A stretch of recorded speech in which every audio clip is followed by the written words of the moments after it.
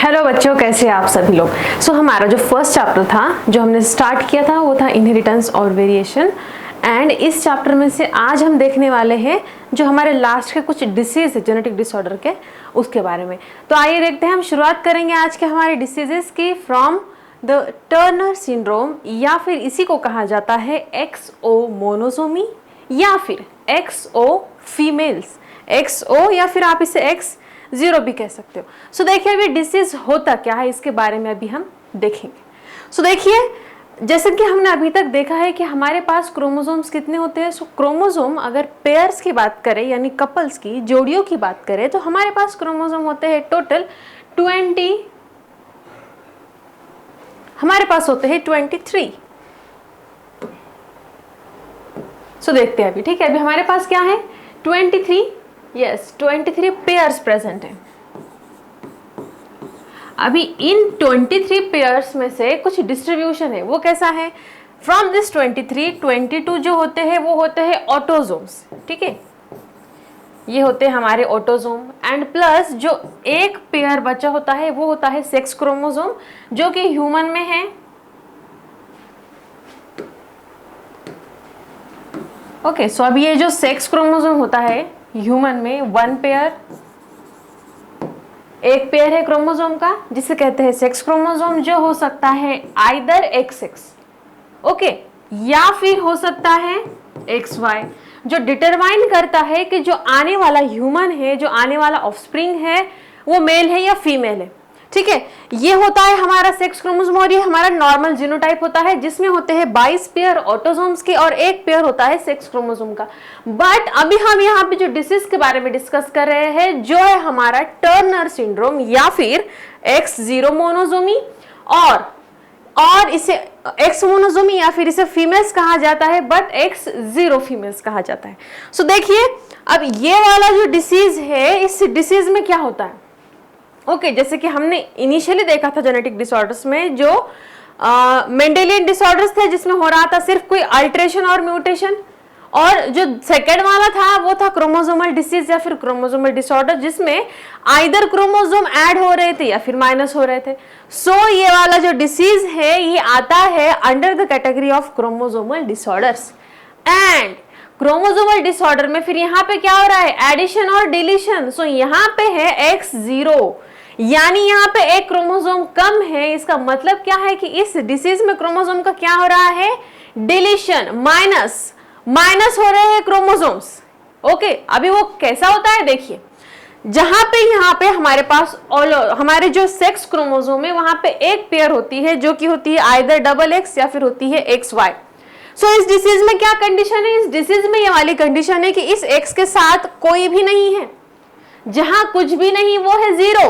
वो हो गया यहाँ पे X एंड 0। इसका मतलब क्या होता है कि इस डिसीज के जो पेशेंट होते हैं उनके क्रोमोसोम्स कैसे है, 22 पेयर ऑफ ऑटोसोम, ठीक है। ऑटोसोम के जो 22 पेयर है, जो 22 जोड़ियां है, वो सही सलामत है, उन्हें कुछ भी नहीं हुआ। बट जब बात आती है सेक्स क्रोमोसोम की, सेक्स क्रोमोसोम यहाँ पे पेयर में है ही नहीं, वो बेचारा सिर्फ सिंगल है भाई। ये जहां पे सिंगल है वो डिसीज है टर्नर सिंड्रोम। इसे याद कैसे रखेंगे, टर्न का मतलब क्या होता है बच्चों, टर्न माने घूमना फिरना, वापस पीछे चले जाना, टर्न पीछे चले जाना, back, and that's why back आ रहे हैं मतलब माइनस जा रहे हैं। इस डिसीज में क्या हो रहा है, माइनस हो रहा है।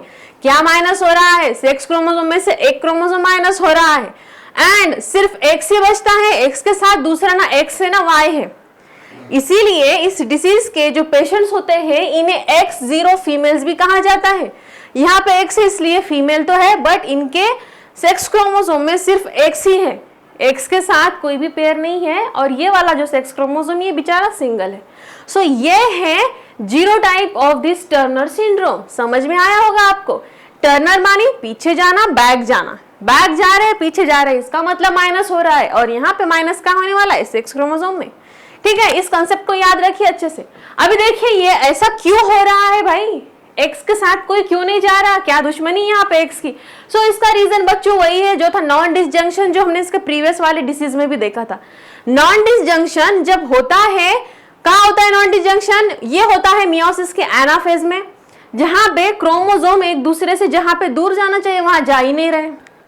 ओके, ऐसे ही कुछ कंडीशन में क्या हो रहा है, यहाँ पे डिसजंक्शन के कारण क्या होता है, एक्स के साथ कोई नहीं बचता। ठीक है, जहां इक्वल सेपरेशन होना चाहिए वहां नहीं हो रहा गैमेट फॉर्मेशन के टाइम पे, and that's why Turner syndrome हो जाता है। ठीक है, तो ये था अबाउट द टर्नर सिंड्रोम। अभी देखते हैं और क्या है। अभी देखिए ये जो है ये टर्नर सिंड्रोम के कुछ सिम्टम्स। अभी देखिए फिनोटाइपिकली ये पेशेंट होते हैं फीमेल्स होते हैं। ठीक है, क्यों हो रहे हैं फीमेल बच्चों, यहाँ पे एक्स है बट एक्स के साथ कुछ नहीं, बट एक्स रहने के कारण ये है फीमेल्स।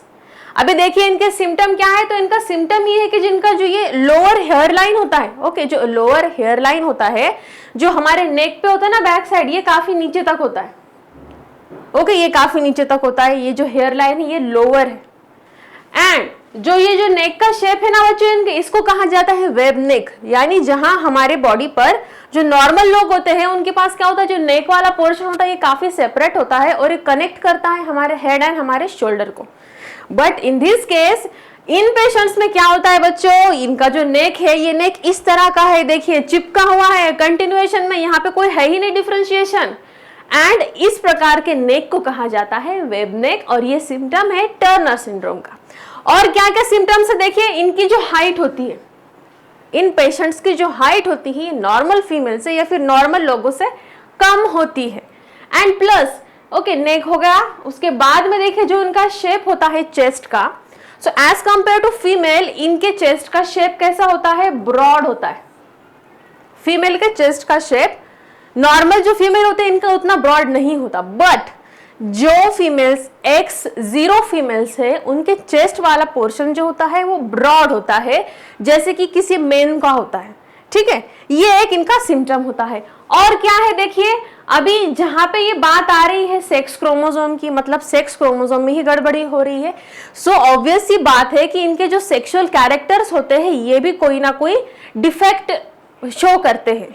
सो देखिए अब जैसे फीमेल है, सो फीमेल है अगर, तो उसका सेक्सुअल ऑर्गन या फिर जो उसका मेन रिप्रोडक्टिव पार्ट होता है वो होता है ओवरीज। बट जब यहाँ पे सेक्सुअल क्रोमोसोम में या फिर सेक्स क्रोमोसोम में ही कोई डिफेक्ट है, इसलिए इन जो ये जो पेशेंट्स होते हैं या फिर ये जो लोग होते हैं इनकी ओवरीज उतनी डेवलप नहीं होती जितनी नॉर्मल फीमेल की होती है। प्लस ब्रेस्ट डेवलपमेंट में भी डिफेक्ट होता है, ब्रेस्ट डेवलपमेंट भी नॉर्मल नहीं होती। सो ये सब है सिम्टम ऑफ टर्नर सिंड्रोम। ठीक है, सो आई होप कि इसके बारे में आप सभी को समझ में आया होगा। एंड प्लस एक और बात ये है इस पेशेंट की या फिर इन लोगों की कि इनका जो मेंटल इंटेलिजेंस होता है वो मेंटल इंटेलिजेंस भी नॉर्मल नहीं होता, वो डिफेक्टिव होता है, कम होता है। ओके, इंटेलिजेंस के मामले में ये लोग नॉर्मल लोगों से कम होते हैं। सो ये सब थे सिम्टम हमारे टर्नर सिंड्रोम के। एक बार फिर से हम रिकॉल कर लेते हैं।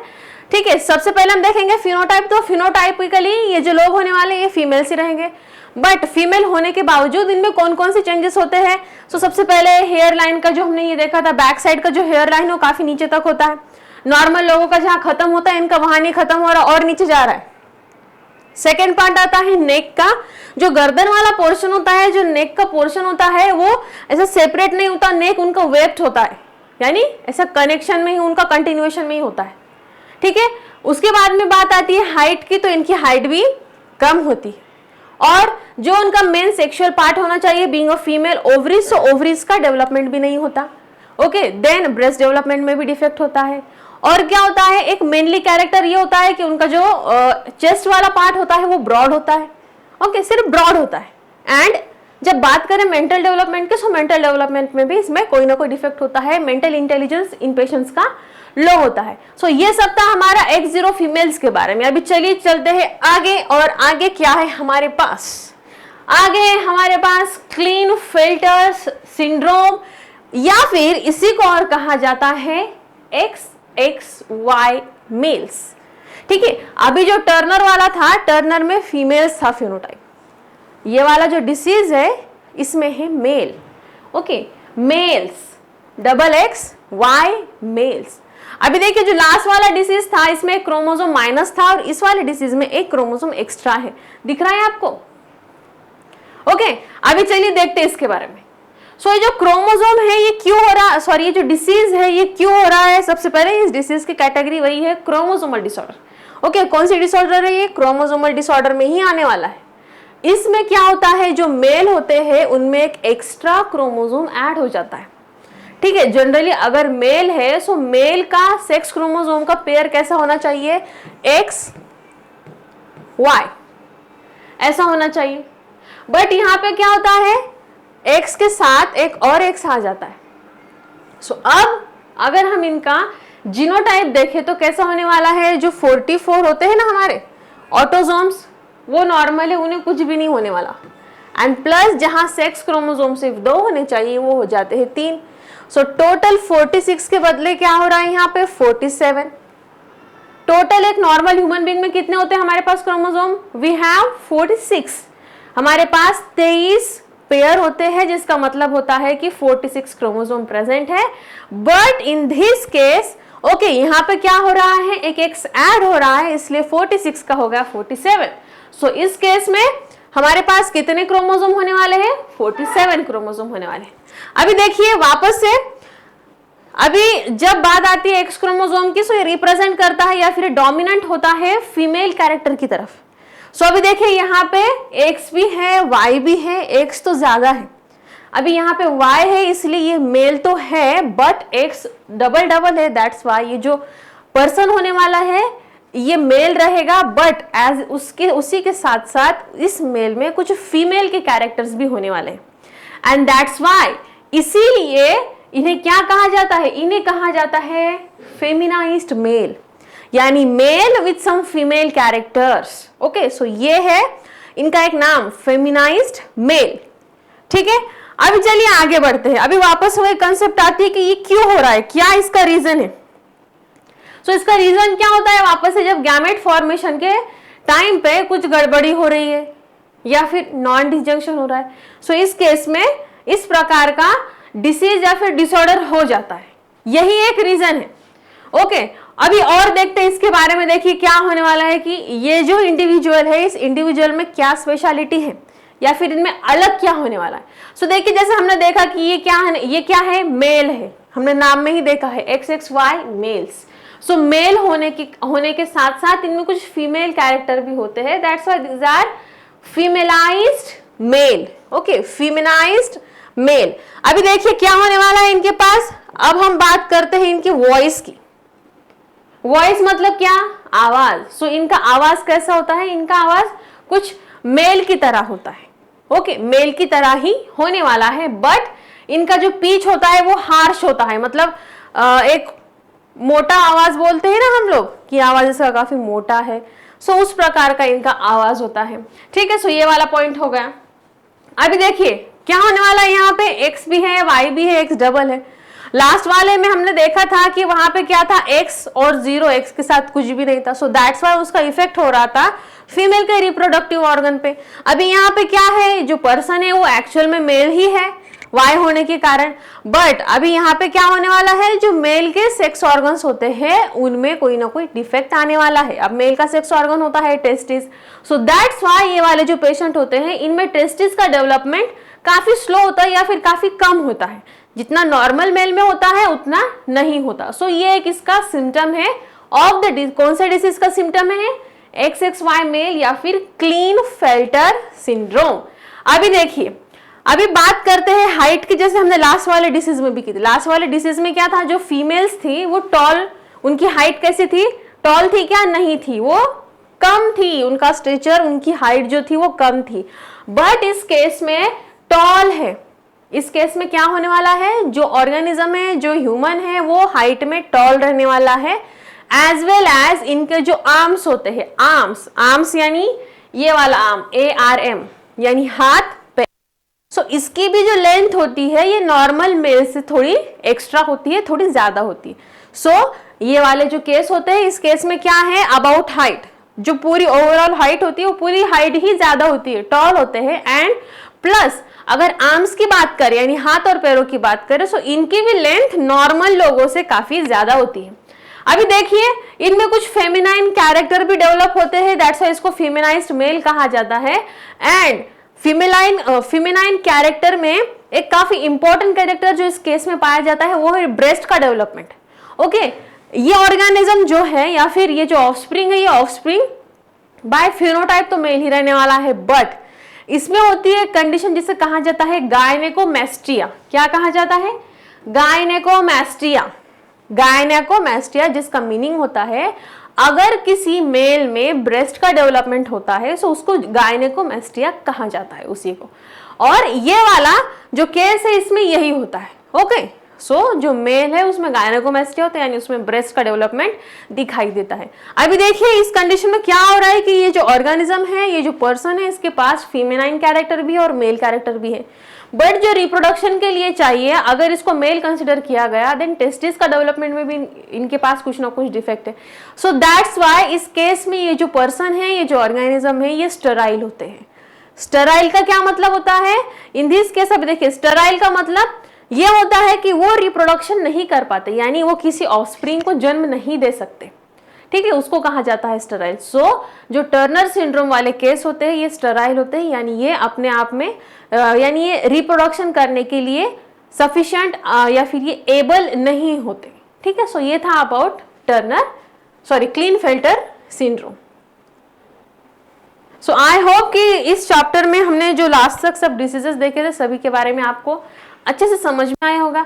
अगर कोई कंसेप्ट आपको समझ में नहीं आई, कोई प्रॉब्लम है, सो आप इसके बारे में पूछ सकते हैं। सो अभी कंटिन्यू नेक्स्ट चैप्टर कौन सा कंटिन्यू करना चाहिए इसके लिए मुझे कमेंट बॉक्स में सजेशन जरूर दीजिएगा, और आपको कुछ चेंज चाहिए सो इसके बारे में भी जरूर सजेशन दीजिएगा। एंड हमारे चैनल पे बने रहिए और कंटिन्यू नेक्स्ट वीडियो वॉच कीजिए for your best results. Thank you, all the best.